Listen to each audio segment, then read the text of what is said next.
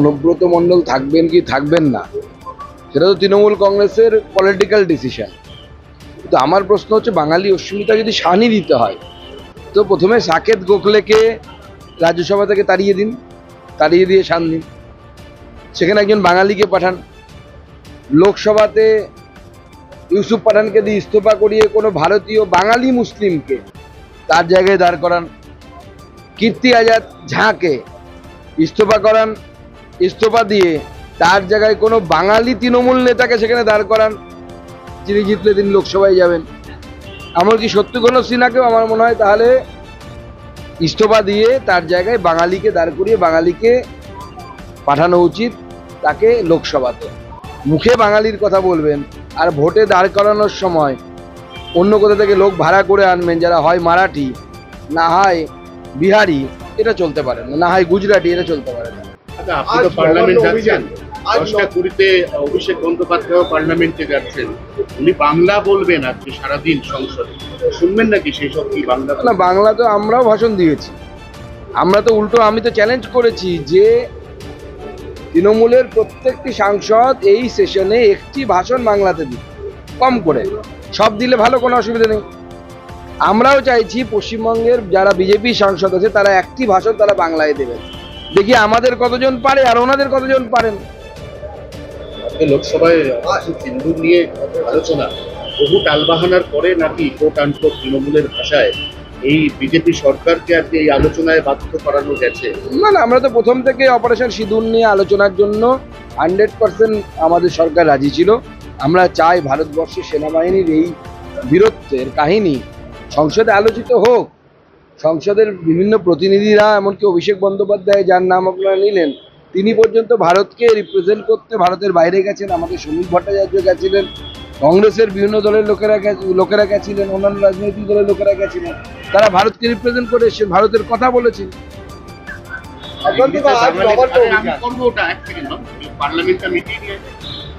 দিল্লিতে বাঙালি নির্যাতন নিয়ে মুখ্যমন্ত্রী মমতা বন্দ্যোপাধ্যায় একটা পোস্ট করেছেন, সেখানে তিনি বলেছেন একজন শিশুও দিল্লি পুলিশের নৃশংসতার হাত থেকে নাকি রক্ষা পায়। দেখুন, প্রথম কথা হচ্ছে এর জন্য দায়ী যদি কেউ থাকে মমতা বন্দ্যোপাধ্যায়। আমি গতকালও আমার সবাই বলেছি যে যেভাবে বিহারের সার্টিফিকেট দেখলে, এক সময় লালু প্রসাদের আমলে বিহারের সার্টিফিকেট দেখলে বাংলায় আমরা সবাই সন্দেহ করতাম যে অরিজিনাল কিনা।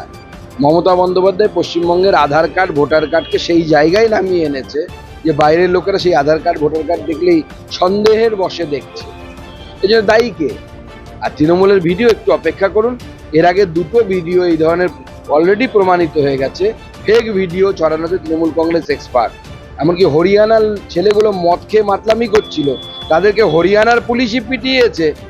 আর সেই ছবি বা ভিডিওকে পোস্ট করে তৃণমূলের একজন প্রাক্তন সাংসদ বলছে বাঙালি বলে তাদের উপর অত্যাচার করা হয়েছে।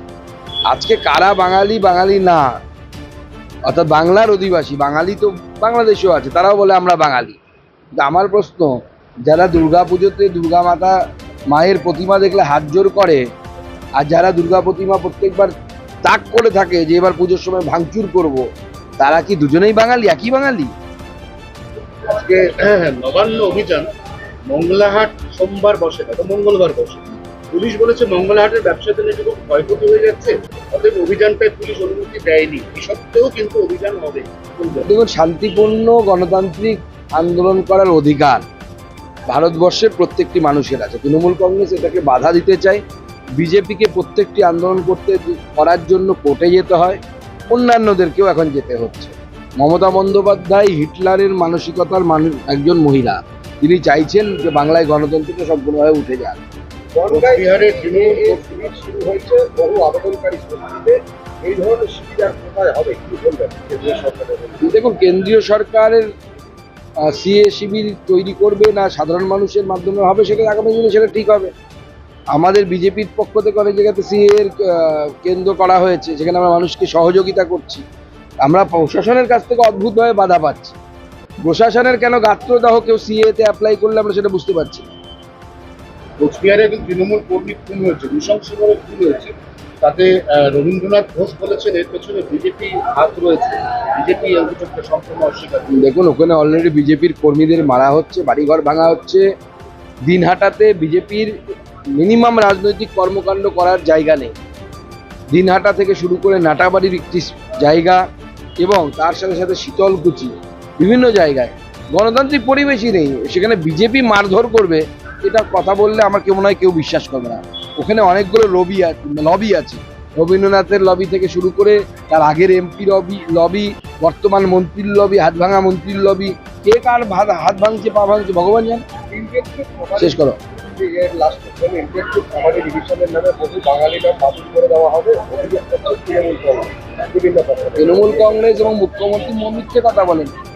বিহারের যে 56 লক্ষ চিৎকার করছে, তো সেই 56 লক্ষের মধ্যে কার কি না, 20 লক্ষ তো মৃত ব্যক্তির নাম। তো মৃত ব্যক্তির নাম কি ভোটার লিস্টে থাকবে আর তৃণমূল ছাপ্পা মারবে? মামার বাড়ি নাকি? তাহলে 2002-03 তো ইন্টেন্সিভ রিভিশন হয়েছিল, তখন তো 40 লক্ষ বাংলার মানুষের নাম বাদ গেছে। কই চেঁচাইনি তো তখন কেউ? 40 লক্ষ বাংলার ভোটারের নাম বাদ গেছিল। নেট অ্যাকচুয়ালি 60 লক্ষ বাদ গেছিল, 20 লক্ষ নতুন নাম অ্যাড হয়েছিল, যতদিন আমি মনে করতে পারছি।